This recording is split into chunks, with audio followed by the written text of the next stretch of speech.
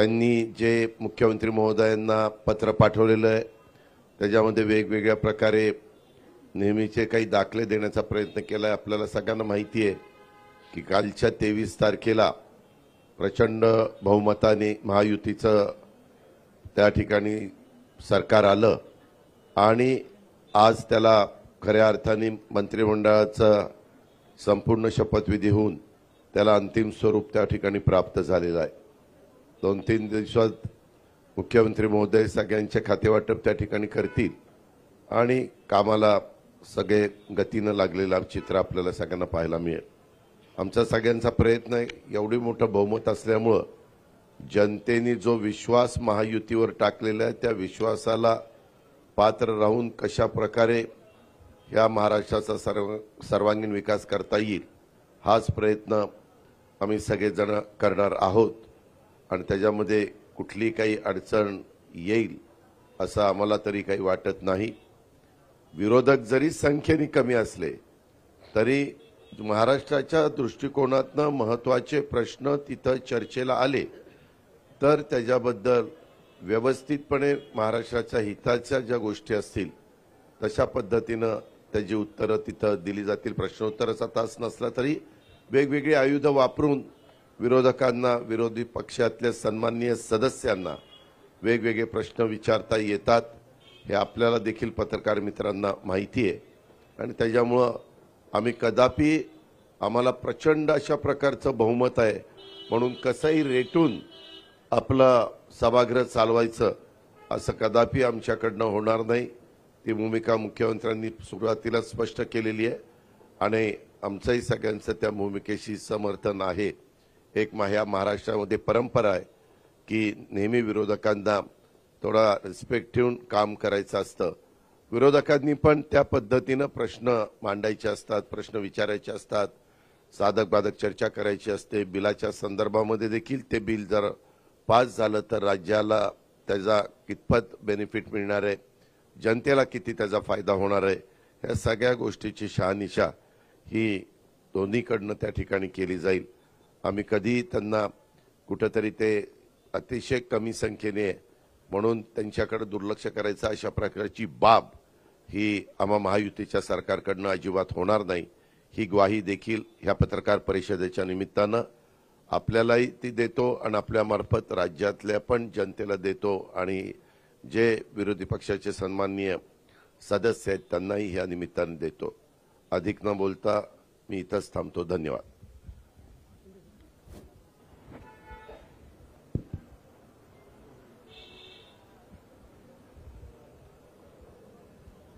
हिवाळी अधिवेशनासाठी उपस्थित सर्व पत्रकारांचं स्वागत। आज मंत्रिमंडळ विस्तार झाला, सर्व मंत्र्यांचंही स्वागत, त्यांनाही शुभेच्छा। गेल्या काही दिवसामध्ये तुम्ही लोक सगळ्या मंत्रिमंडळाचं वाटप करत होतात पण आज आम्ही पाहत होतो कुणाला किती मंत्री, कुणाचे किती खाते कुणाचे कुणाला खाते वाटपही होईल मुख्यमंत्री महोदयांच्या नेतृत्वाखाली। आणि खरं म्हणजे अतिशय मोठं मॅन्डेट आणि हे अधिवेशन आपलं नागपूरमध्ये होतंय।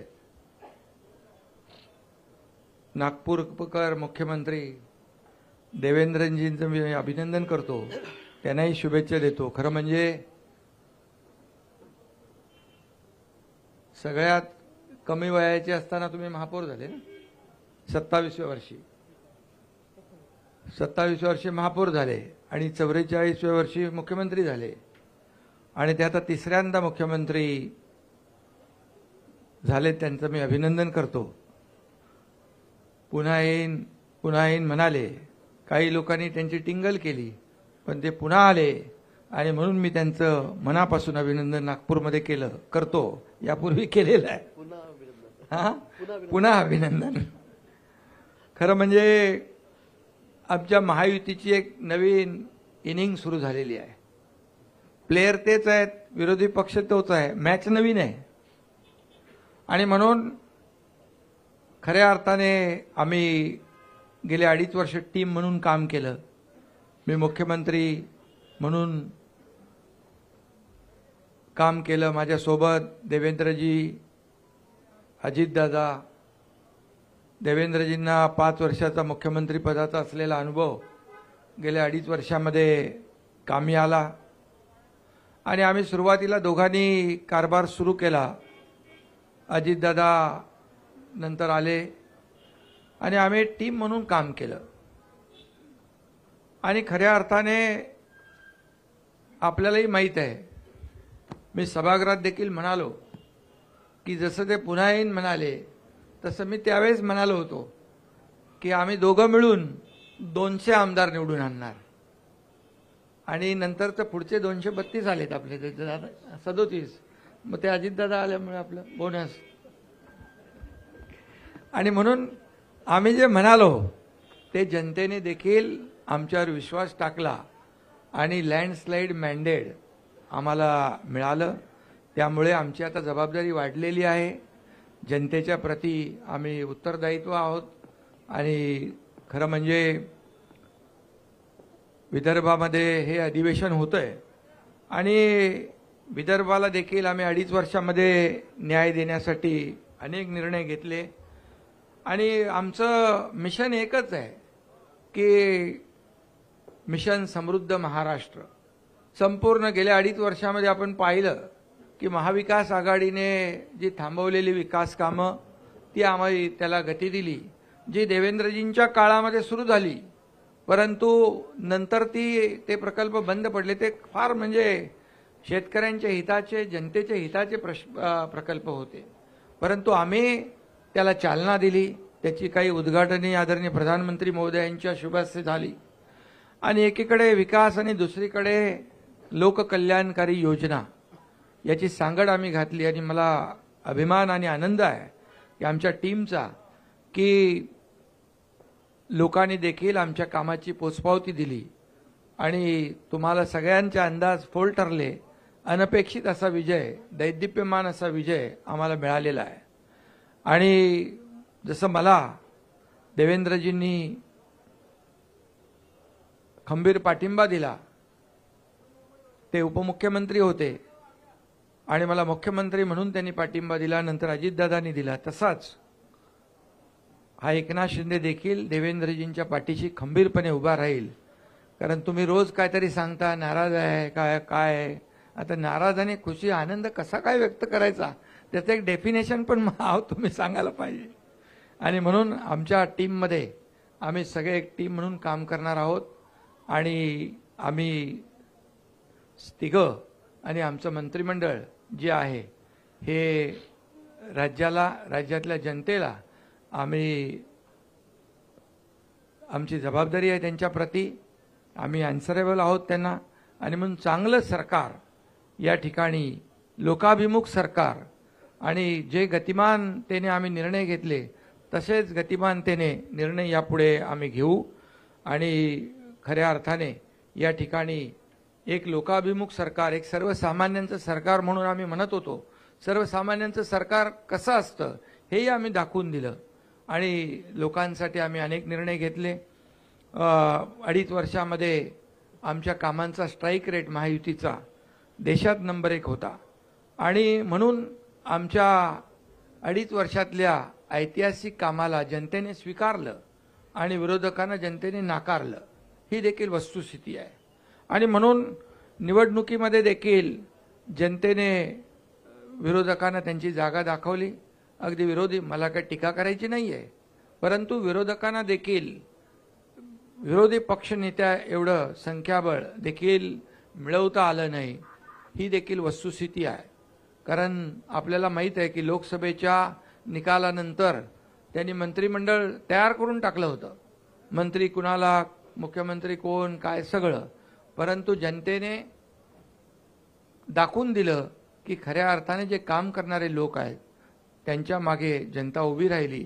आणि आज 2.5 वर्षामध्ये जे काम केलं त्याची फलश्रुती, त्याचा परिपाक आज आपण पाहतोय. आणि चहापानासाठी अजितदादा मगाशी म्हणाले विरोधी पक्षाची परंपरा आहे बहिष्कार घालण्याची.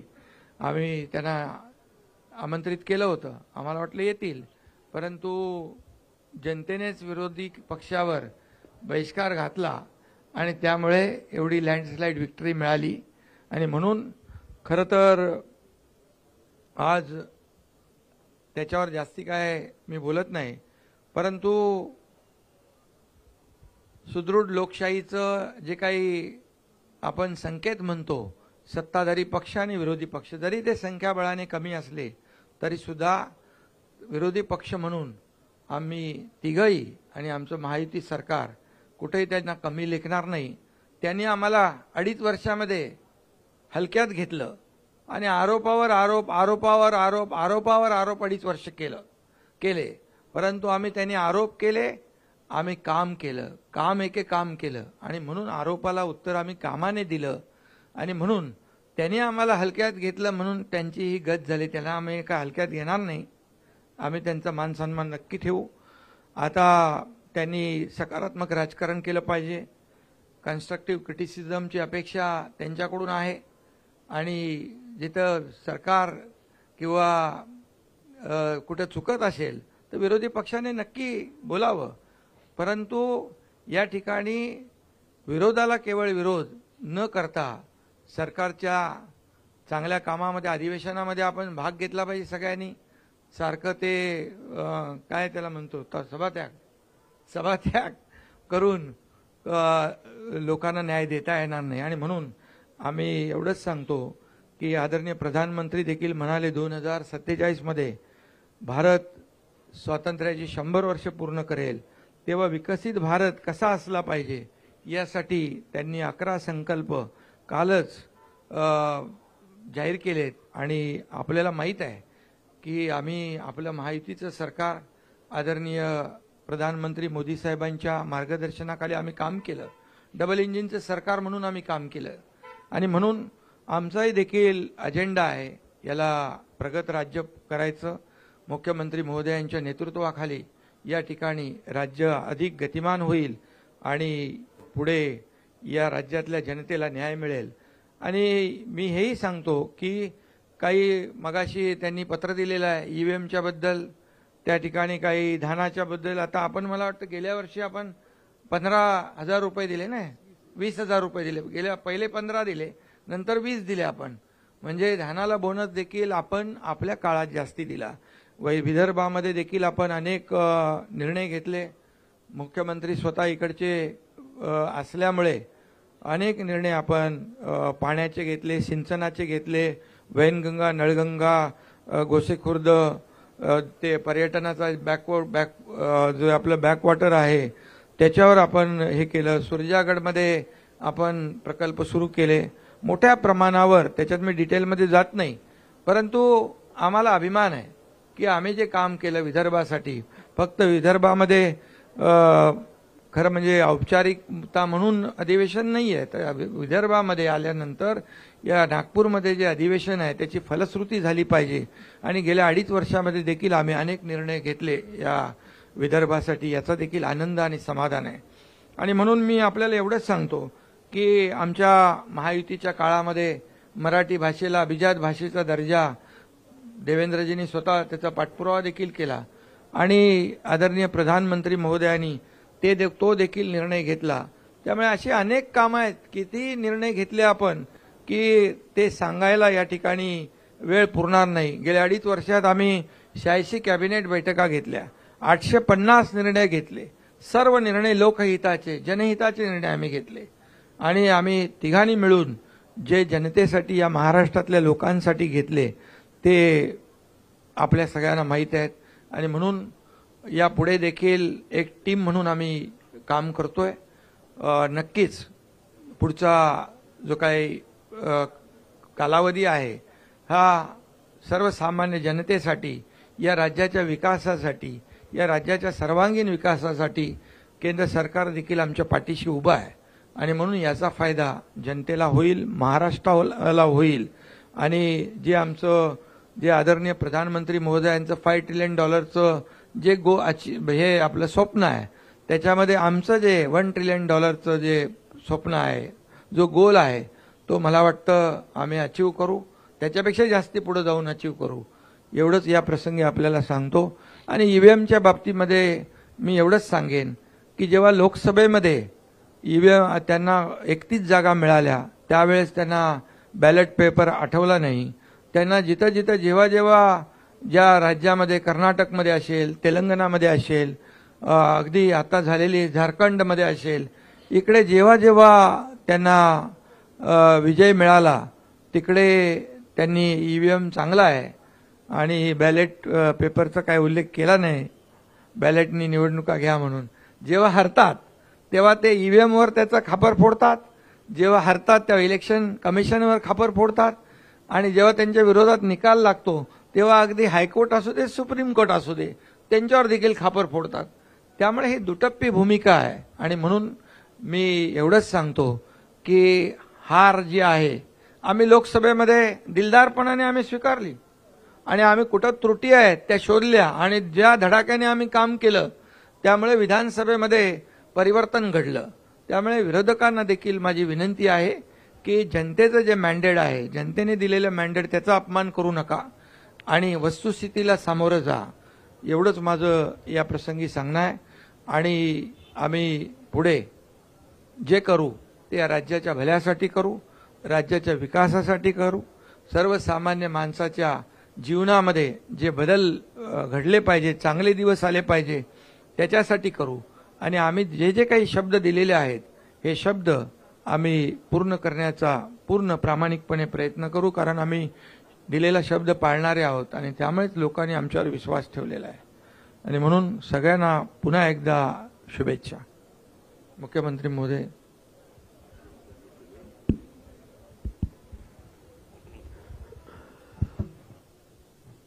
सर्वप्रथम आपल्या सर्वांचं या ठिकाणी मी अतिशय मनपूर्वक स्वागत करतो. आणि हिवाळी अधिवेशन आहे आणि थंडी देखील आहे, त्यामुळे निश्चितपणे या अधिवेशनामध्ये आम्ही महाराष्ट्राच्या जनतेला ऊब मिळेल आणि ऊर्जा मिळेल अशा प्रकारचा कारभार करण्याचा प्रयत्न हा निश्चितपणे करू. राज्य मंत्रिमंडळाचा आजच विस्तार आम्ही केलेला आहे आणि या ठिकाणी आम्ही आज आमच्या 39 मंत्र्यांनी शपथ घेतलेली आहे, ज्याच्यामध्ये 6 राज्यमंत्री आहेत. आजपासनं आमचा गतिशील कारभार आम्ही सुरू केलेला आहे. अर्थातच तुमचा पुढचा प्रश्न जो असणार आहे त्याचं उत्तर दादांनी आणि शिंदे साहेबांनी दिलंय की खाते वाटप कधी, तर येत्या 2 दिवसात खाते वाटप देखील आम्ही पूर्ण करू. जवळपास सगळी क्लॅरिटी आमची झालेली आहे आणि या अधिवेशनामध्ये आपल्याला कल्पना आहे की राज्यपालांच्या अभिभाषणावरची चर्चा, पुरवणी मागण्यांवरची चर्चा, सत्तारूढ पक्ष आणि विरोधी पक्षांच्या प्रस्तावावरची चर्चा आणि त्याचसोबत जवळपास 20 बिलं या अधिवेशनामध्ये येणार आहेत. कारण मागच्या काळात निवडणुकीपूर्वी जे काही अध्यादेश निघाले होते ते बिलांमध्ये कन्व्हर्ट होणार आहेत आणि म्हणून चांगलं कामकाज करण्याचा आमचा प्रयत्न आहे. विरोधी पक्षांनी एक पत्र दिलं, मागच्याच अधिवेशनातलं पत्र फक्त एक ईव्हीएमचा पॅरेग्राफ ऍड करून त्यांनी दिलं आणि म्हणून आपण मगाशी बघितलं असेल की बोलताना ते हिवाळी अधिवेशनाला पावसाळी अधिवेशन म्हणाले, कारण पत्र ते जुनंच होतं. पण मला असं वाटतं की जे काही मुद्दे त्यांनी उपस्थित केलेले आहेत पत्रामध्ये त्याची उत्तरं वारंवार आम्ही दिलेली आहेत आणि ते जेवढे वेळा उपस्थित करतील तेवढे वेळा त्या प्रश्नांची उत्तरं ही निश्चितपणे आम्ही देऊ. महाराष्ट्रामध्ये एक गतिशील सरकार आणायचं आमचा प्रयत्न आहे आणि जसं शिंदे साहेबांनी सांगितलं, ईव्हीएमच्या संदर्भात आता एक नरेटिव्ह तयार करण्याचा प्रयत्न ते करतायत. त्याचंही उत्तर चर्चेच्या दरम्यान आम्ही देऊ. पण मला त्यांना सांगायचं आहे की या ईव्हीएमचा अर्थ असा आहे, एव्हरी वोट फॉर महाराष्ट्र. महाराष्ट्रातल्या प्रत्येक व्यक्तीने महाराष्ट्राकरता मतदान केलेलं आहे आणि म्हणून आमचं सरकार हे ईव्हीएमचं सरकार आहे. पण त्या ईव्हीएमचा अर्थ आहे every vote for magnetic Maharashtra आणि आम्ही तो महाराष्ट्र घडवण्याकरता या ठिकाणी पुढच्या काळामध्ये कारभार हा निश्चितपणे या ठिकाणी करू. काही उल्लेख त्यांनी केलेले आहेत, ज्याचं उत्तर आता शिंदे साहेबांनी दिलं. खरं म्हणजे मी आकडेवारी सभागृहात सांगेन, पण आपल्याला सांगतो की सोयाबीनच्या खरेदीमध्ये यावर्षी आपण गेल्या 15 वर्षाचे रेकॉर्ड तोडले आहेत. इतक्या मोठ्या प्रमाणात खरेदी चाललेली आहे आणि मागच्या वर्षी सोयाबीन आणि कापसाकरता भावांतर योजना आपण राबवून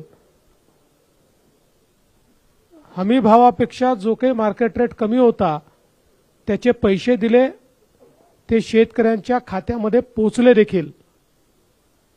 दुधाचा विषय असेल त्याला 5 रुपये 7 रुपये अशा प्रकारे मदत करण्याचं काम आपण केलं आणि एकूणच शेतकऱ्याच्या पाठीशी आपण उभं राहिलो. धानाच्या शेतकऱ्याला हेक्टरी 20,000 रुपये मदत आपण त्या ठिकाणी केली आणि म्हणून शेतकऱ्यांच्या पाठीशी ताकदीनं उभं राहणारं अशा प्रकारचं आपलं सरकार आहे. काही घटनांचा उल्लेख देखील या ठिकाणी करण्यात आलेला आहे. परभणीची जी घटना आहे त्या घटनेमध्ये एका मनोरुग्णाने ज्या प्रकारे भारताच्या संविधानाचा अपमान केला, त्या मनोरुग्णाला अटक देखील करण्यात आली. दुर्दैवाने त्याच्यानंतर एक उद्रेक देखील झाला. मला या निमित्ताने ही विनंती करायची आहे की अशा प्रकारे एखाद्या मनोरुग्णाच्या कृत्यावर असंवैधानिक पद्धतीनं उद्रेक करणं हे योग्य नाहीये. ते बाबासाहेबांना देखील कधीच मंजूर झालं नसतं. मात्र जी घटना घडली ती घडून चुकली आहे. मी एवढंच सांगतो, हे सरकार संविधानाचा सर्वोच्च सन्मान करणारं सरकार आहे. कुठल्याही परिस्थितीमध्ये तसूभरही संविधानापेक्षा वेगळं काम हे सरकार करणार नाही. आम्ही सगळ्यांनी ज्या संविधानाची शपथ घेतली आहे त्या शपथेप्रमाणेच हे सरकार काम करेल, संविधानाचा गौरव करेल, हा विश्वास या निमित्ताने मी देतो. बीड जिल्ह्यातली जी काही घटना आहे, अतिशय निघृण अशा प्रकारची जी काही सरपंचाची हत्या त्या ठिकाणी झालेली आहे, त्या संदर्भात काही लोकांवर कारवाई केली आहे, काहींना सस्पेंड केलाय, काहींना घरी पाठवलाय. 3 आरोपी सापडले आहेत, 4 आरोपी अजून आपण शोधतो आहोत. लवकरच ते सापडतील. केस सीआयडीला दिली आहे. स्पेशल SIT कॉन्स्टिट्यूट करून या केसच्या संदर्भातली सगळी चौकशी आम्ही करणार आहोत आणि कुठल्याही परिस्थितीमध्ये आरोपी कोणीही असो, कोणीही कुठल्याच आरोपीला या ठिकाणी सोडलं जाणार नाही. अशा प्रकारच्या घटना या महाराष्ट्रामध्ये गांभीर्यानेच घेतल्या जातात आणि गांभीर्यानेच घेतल्या जातील. त्यामुळे SITच्या माध्यमातून सगळे धागेदोरे शोधून काढण्याचं काम हे निश्चितपणे या ठिकाणी आपण करू. खरं म्हणजे 3-4 विषय विरोधकांनी उपस्थित केलेले आहेत. त्या विषयांवर सविस्तर उत्तर हे सभागृहामध्ये आम्ही निश्चितपणे देऊ. मी आज एवढंच सांगतो की ज्याचा उल्लेख आमच्या दोन्ही सन्माननीय उपमुख्यमंत्र्यांनी केला आहे, आमची सगळ्या प्रकारच्या चर्चेची तयारी आहे. विरोधी पक्षाने चर्चा करावी, कुठेही त्यांचा आवाज आम्ही दाबणार नाही, कुठेही आम्ही चर्चेपासून मागे हटणार नाही. फक्त अपेक्षा एवढीच आहे की लोकसभेप्रमाणे चर्चा न करता पळ काढायचा आणि मीडियासमोर केवळ बोलायचं हे मात्र योग्य आहे असं मला वाटत नाही. उलट हे लोकशाही विरोधी आहे. सभागृहात बोलून मीडियात कव्हर झालं तर ती खरी लोकशाही आहे. पण सभागृहात बोलायचंच नाही आणि मीडियासमोर जाऊन बोलायचं, अशा प्रकारची लोकशाही ते जर चालवणार असतील तर त्यांचा लोकशाहीवर विश्वास नाही असंच आपल्याला म्हणावं लागेल. बाकी सगळ्या प्रश्नांची उत्तरं योग्य प्रकारे आम्ही देऊ, हा विश्वास मी विरोधकांना देखील या ठिकाणी देतो. आणि महाराष्ट्रामध्ये सामान्य माणसाला आणि विशेषतः विदर्भात हे अधिवेशन चालू असल्यामुळे विदर्भाच्या जनतेला देखील जो जास्तीत जास्त दिलासा देण्याचा प्रयत्न करता येईल तो करण्याचा प्रयत्न आम्ही सगळे मिळून करू, एवढाच विश्वास या निमित्ताने मी देतो. आणि विरोधकांना आवाहन करतो की त्यांनी चांगल्या प्रकारची चर्चा सभागृहामध्ये करावी.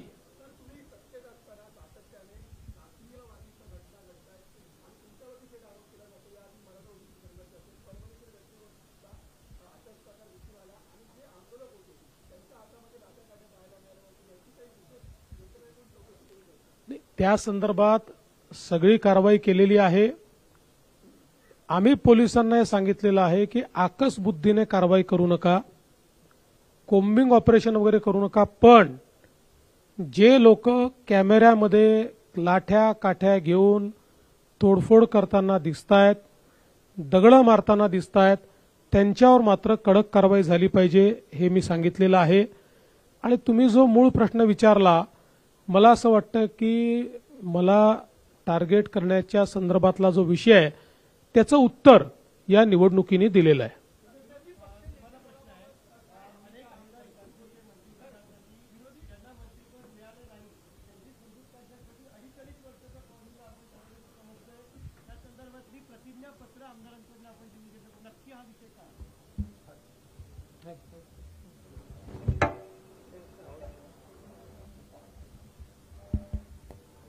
खरं म्हणजे अनेक लोक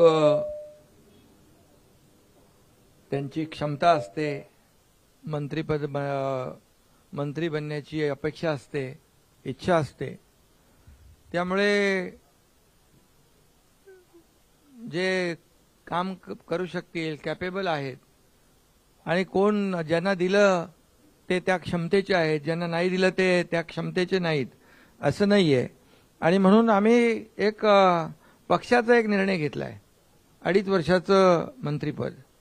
जो काम करेल तो पुढे जाईल, आणि त्यामुळे आम्ही पक्षाने ठरवलेला तो निर्णय आहे. त्यामुळे मला वाटतं अनेक लोकांना संधी देऊ शकतो. आणि खऱ्या अर्थाने माझी भूमिका स्पष्ट आहे की जे पद, जो विभाग ज्याला मिळेल त्याला पूर्ण न्याय दिला पाहिजे, आणि जो परफॉर्म करेल त्याला संधी मिळेल. आणि त्याच्यात आपण म्हणतो ना काय इंग्रजीमध्ये, परफॉर्म ऑर पेरिश. तर त्यामुळे जो परफॉर्म करेल तो पुढे जाईल. सीएम सर, माझा प्रश्न होता की विरोधी पक्षनेते पदाबाबत काय भूमिका आहे सरकारची? विरोधी पक्षनेते पदाबद्दल सरकारची भूमिका काहीच नसते. त्याचा निर्णय कायद्याने आणि नियमाने अध्यक्षांनी घ्यायचा असतो.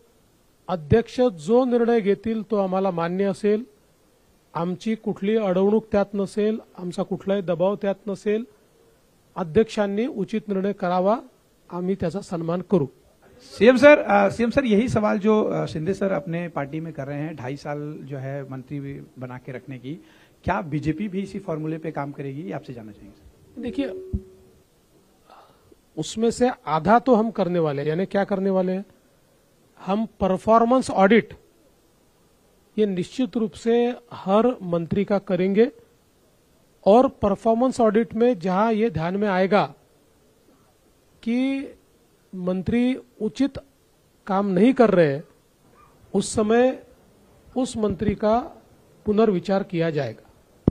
हा एक मिनिट जसं देवेंद्रजी म्हणाले तसं मी 2.5 वर्ष म्हणजे 2.5 वर्ष त्यांनी काही करावं असं नाही.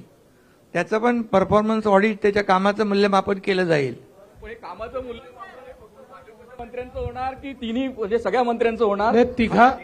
तिघांनीही आम्ही आज आमच्या मंत्रिमंडळ बैठकीमध्ये आम्ही तिघांनीही सगळ्या मंत्र्यांना सांगितलेलं आहे की आपल्या सगळ्या मंत्र्यांच्या कामाचं परफॉर्मन्स ऑडिट आम्ही करू. आणि दुसरा प्रश्न की दंगलखोरांवर आपण कारवाई करण्यासंदर्भात कायदा केलेला आहे. अनेक ठिकाणी या जाळपोळीच्या घटना घडत आहेत आणि सार्वजनिक मालमत्तेचा विध्वंस होतो आहे, तर त्यांच्याकडनं तो खर्च वसूल करणे किंवा सार्वजनिक मालमत्तेचं कायद्याने नुकसान अशी कारवाई होणार का? निश्चित कायद्याप्रमाणे ती कारवाई केली जाईल.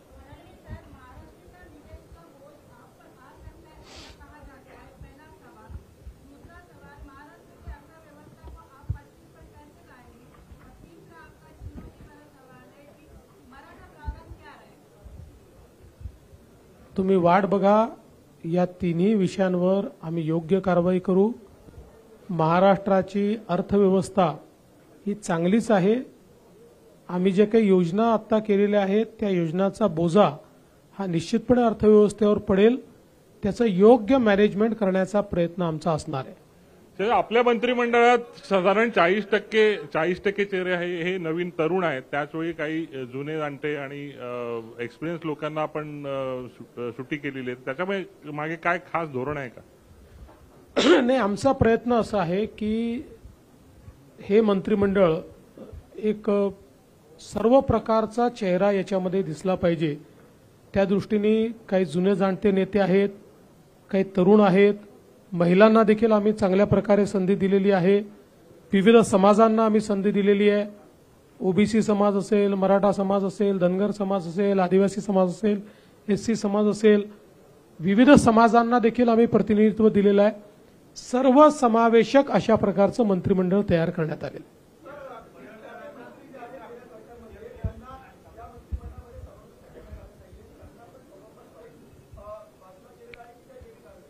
वेगवेगळी कारणं त्याच्यामध्ये आहेत. अनेक वेळा काही मंत्र्यांना याकरता घेण्यात आलेलं नाही. मी भाजपचं सांगतो आमच्याकडे की पक्षाने त्यांना काही वेगळी जबाबदारी द्यायचं ठरवलेलं आहे. आपल्याला कल्पना आहे बीजेपीमध्ये अनेक वेळा आम्ही जर कोणाला जबाबदारी पक्षात द्यायची असेल तर त्यांना मग मंत्रिमंडळात स्थान देत नाही. काही असं देखील असू शकतं की काही जे मंत्रिमंडळातनं ड्रॉप झाले आहेत त्यातले काही परफॉर्मन्समुळे देखील ड्रॉप झालेले असू शकतात.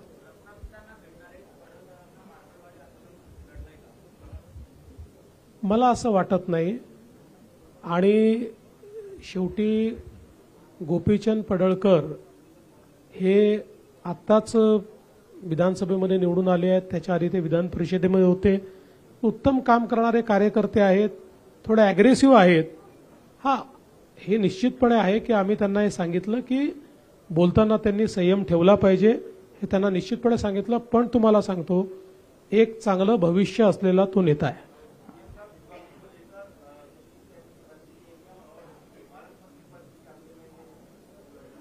विभागों को लेकर हमारी करीब करीब सहमति बन चुकी है और इसीलिए मैंने कहा कि हम अब उसका जो बांटअप है वो अगले 1-2-3 दिन में कर देंगे. पालक मंत्री के लिए अभी तक हम बैठे नहीं हैं क्योंकि वो चुनौती अभी हमारे सामने नहीं है. हम अधिवेशन के आखिरी दिन बैठेंगे और पालक मंत्री का भी निर्णय कर देंगे. आपण फडणवीस साहेब, आपण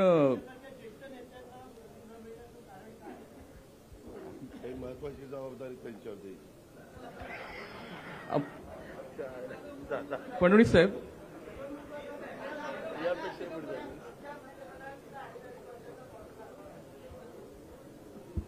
2.5 महिन्याचा पण असू शकतो. आपण लाडकी बहीण योजना राबवून सत्ता मिळाली आहे आपल्याला आणि या मंत्रिमंडळात केवळ 4च महिला आहेत, म्हणजे साधारण 10%च झाल्या आणि आपण महिलांची संख्या पुढच्या निवडणुकीत वाढवणार आहोत. तर ते त्यामागचं गणित काय? आणि दुसरं, एक जागा रिक्त आहे ती कुणासाठी? आता पर्सेंटेजमध्ये सांगायचं तर मागच्यापेक्षा 300 पट जास्त घेतल्या आहेत आम्ही, कारण मागच्या आमच्या मंत्रिमंडळात एकच महिला होत्या. त्याच्यामुळे आमची प्रगतीच चाललेली आहे. अजून काही बहिणींना आम्हाला स्थान द्यायचं आहे ते भविष्यात देऊच. आणि तसंही 2029 मध्ये आम्हालाच बहिणींना स्थान मागावं लागणार आहे. आणि एक जागा कुणासाठी?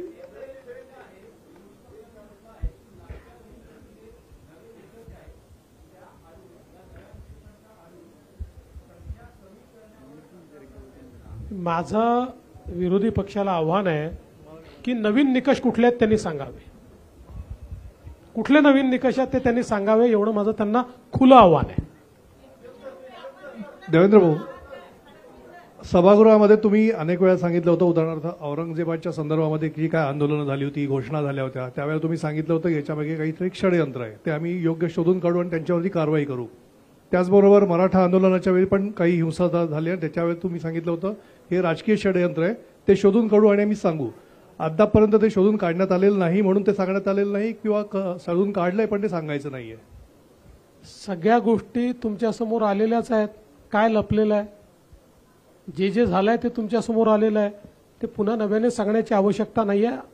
पण काही गोष्टी मात्र तुम्ही जे म्हणालात, विशेषतः अराजकतेच्या संदर्भातल्या, त्याचा खुलासा या अधिवेशनात मी करणार आहे.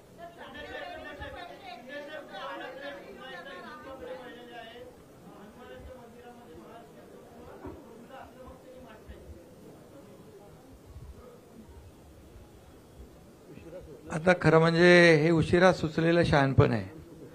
काय हिंदुत्व काय टी शर्ट आहे का तो बदलता येतो? अरे बाबा, त्यांनी हनुमान मंदिरात जाता हनुमान चालीसा वाचणाऱ्या त्या लोकांना जेलमध्ये टाकलं होतं. आता आम्ही त्यांना काय सांगत होतो? आम्ही बाळासाहेबांचं हिंदुत्व आणि हिंदुत्वाचे विचार घेऊन सरकार स्थापन केलं, तेव्हा आम्ही काय सांगत होतो त्यांना? आणि त्यांच्या कार्यकाळामध्ये काय काय झालं? साधूचं हत्याकांड झालं, पाकिस्तानचे झेंडे घेऊन बॉम्बस्फोटमधले आरोपी नाचत होते, प्रचार करत होते, तेव्हा कुठं गेलं होतं हिंदुत्व? आता महाराष्ट्रातल्या लोकांनी त्यांना जागा दाखवली आणि ती जागा दाखवली आणि त्याच्यामुळे ते आता हिंदुत्वाचा पुकार करू लागले. सावरकरांचा महाविकास आघाडीच्या स्टेजवर सावरकरांच्या बद्दल कधी बोलले ते? आणि जो हौद से गई वो बूंद से नहीं आती है. सीएम सर वारंवार विरोधक तुमच्यावर आरोप करतायत की महायुतीमध्ये समन्वयाचा अभाव आहे, समन्वय नाहीये तिन्ही नेत्यांमध्ये आणि अधिवेशनामध्ये तिन्ही नेते एकमेकांच्या फायली बाहेर काढतील. तुम्हाला कोणी सांगितलंय? संजय राऊत. नाही, अरे बाबा, अच्छा, अरे बाप रे, विश्व काय, आम्ही इथं तिघं बसलो. मला तुमची क्यू येते भाऊ. तुम्ही काय, तुम्ही संजय राऊतच्या म्हणण्यावर प्रश्न विचारता, एवढे सिनियर तुम्ही जर्नलिस्ट, तुमचीच क्यू येते मला. सीएम साहब, सीएम सर, अरे सीएम साहब, नाही, आमची इच्छा होती घटक पक्षांना सामावून घ्यायची. काही कारणाने सामावून घेऊ शकलेलो नाही, पण भविष्यात त्यांना सामावून घेऊ. सीएम सर, जे नाराज आहे घटक पक्ष असतील त्यांना महामंडळ वगैरे काही देणार आहात का? लवकर नाराजांना आम्ही समजून सांगू, आमचेच आहेत, त्यांना नक्की समजून सांगू.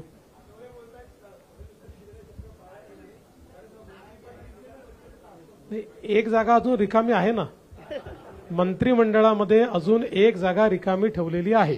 सीएम साहब, करारानुसार विदर्भात अधिवेशन सुरू होत आहे उद्यापासून. विदर्भ वेगळ्या विदर्भासाठी काय आपण निर्णय घेणार आहे का?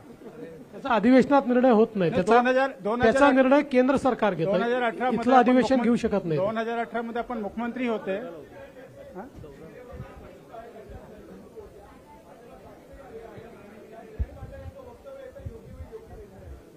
आमच्याकडे पूर्ण बहुमत आहे. आमच्याकडे भरपूर लोक निवडून आलेले आहेत. त्याच्यामुळे आमच्याकडनं तरी आता कुठलाही प्रयत्न नाही. एकनाथजी, प्रश्न असा आहे की आपण म्हटलं हिंदुत्व बदलता येत नाही, पण आता तुमच्या वेळेस घेतलेला हिंदुत्व नाही, टी शर्ट आहे का हिंदुत्व बदलायला, असं म्हणालो मी. आणि महत्वाचं म्हणजे हिंदुत्व तुम्ही कधी खूप बदलूच उत्तम शकत निर्णय नाही. घेतला होता, गोमाता ही राजमाता. पण हिंदुत्ववादी कार्यकर्त्यांची अशी मागणी आहे की मनुष्य वधाचा गुन्हा दाखल झाला पाहिजे जर गोमातेला मारलं तर, कारण गो कत्तल होते आहे, गोमाता कापली जाते आहे आणि वारंवार या घटना होत आहेत की ट्रक सुद्धा जाळले जात आहेत. तर मोठ्या मोठ्या घटना अजूनही होत आहेत, तर तो ठोस निर्णय होईल का आता? नाही नाही, होणार ना ठोस निर्णय, त्याच्यावर कडक कारवाई करू. त्याच्यात कायद्यामध्ये आणखी आपण आणखी जे जे काही बंधनं आणता येतील ती आणू. सीएम सर, परभणीच्या घटनेमध्ये काही अर्बन नक्षल कनेक्शन पाहायला मिळत आहे का? अद्याप अशा प्रकारचं कनेक्शन दिसलेलं नाही, तथापि या घटनेची चौकशी चाललेली आहे.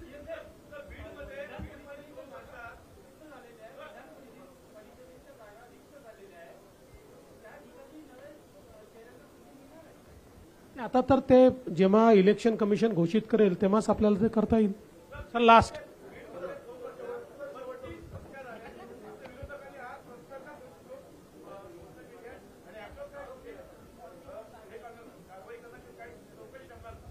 मी मगाशीच सांगितलं की बीडच्या घटनेवर आम्ही SIT नेमतो आहोत आणि कायदा आणि सुव्यवस्थेच्या संदर्भात कुठली हयगय केली जाणार नाही, अतिशय कडक कारवाई त्या ठिकाणी केली जाईल.